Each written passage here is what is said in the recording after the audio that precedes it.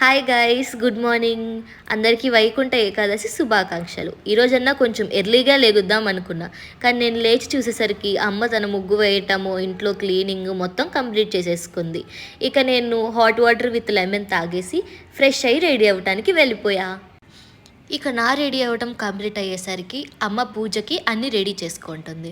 వెంకటేశ్వర స్వామి వారికి పిండి దీపాలంటే చాలా ఇష్టం. అందుకే అమ్మ ఏ అకేషన్ వచ్చినా సరే బియ్యపు పిండితో దీపాలు అయితే కన్ఫామ్గా చేస్తుంది.